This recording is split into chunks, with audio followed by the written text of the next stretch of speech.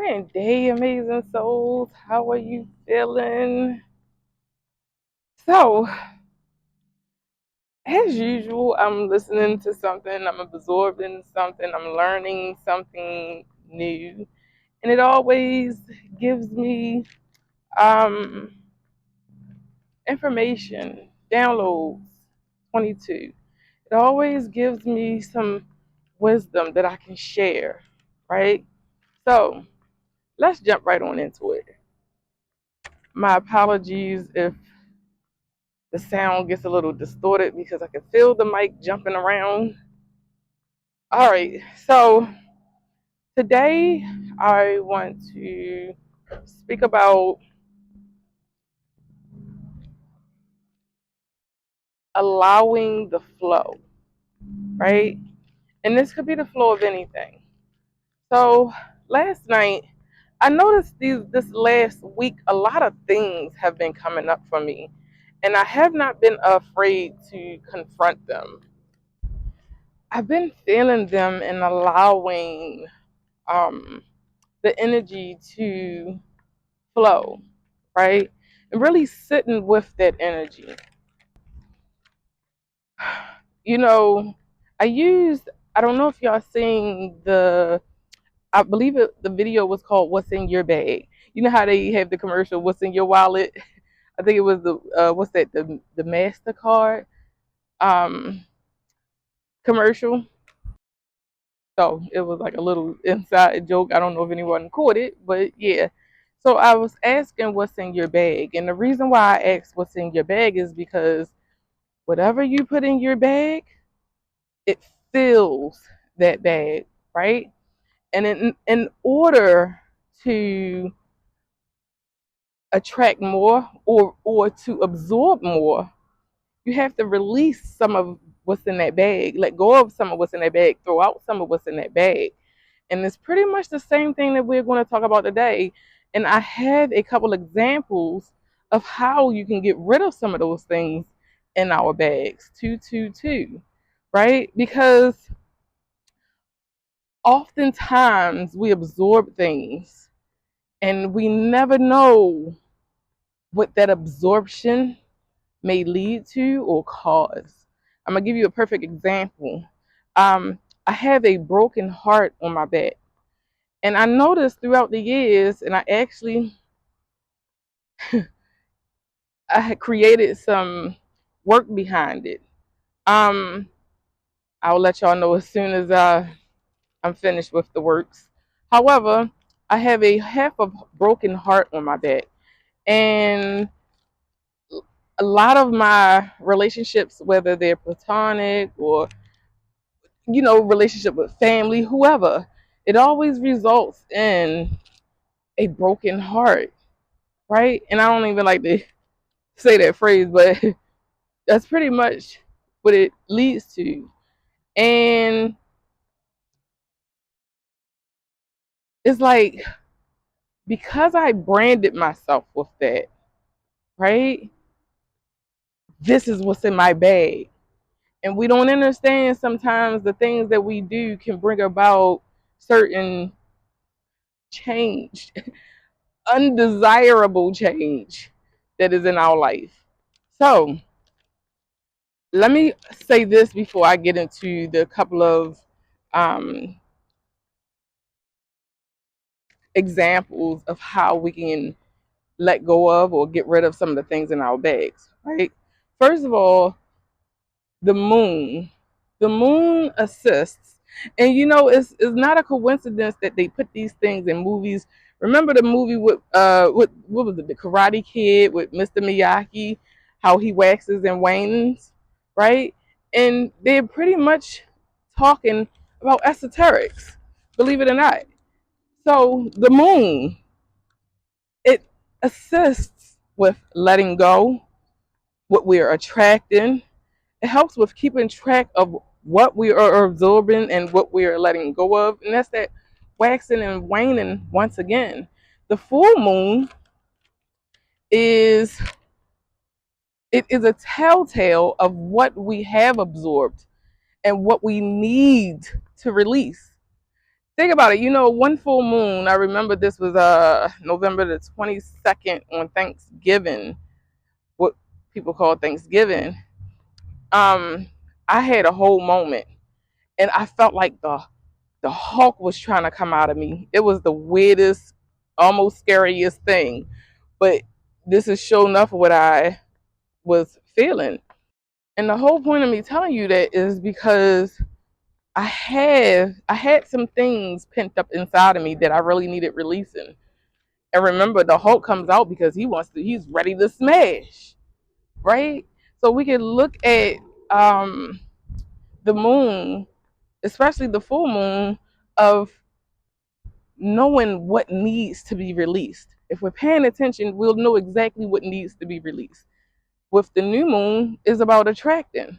What are we attracting? That's why it's called new, right? The full moon, it brings up, it's like regurgitating the things that are within you. Remember, if the moon represents the mind, the emotions, and we feel some type of way if y'all pay attention to the moon cycles and during the full moon, people do the weirdest, craziest things. And you be looking like, what in the hell is going on? But it's the cycle telling us that things are full around us. I don't even like to go outside during the full moon, to be quite frank with you. So paying attention to those moon cycles, and I didn't understand why it was so important that I paid attention to the moon cycles, but in understanding the moon cycles, and this is for the ladies and men, if you have a lady and need to understand certain things, this is for you as well. The moon cycles will help us better know ourselves, how to deal with those emotions, how to know what is coming up for us, right? Um, you can find more information on that elsewhere, but I'm gonna leave that where it is because I don't want to turn the men off like, oh, what is she talking about? Right? Another thing is back to that moon, the nighttime, right? In the night is when a lot of feelings come up.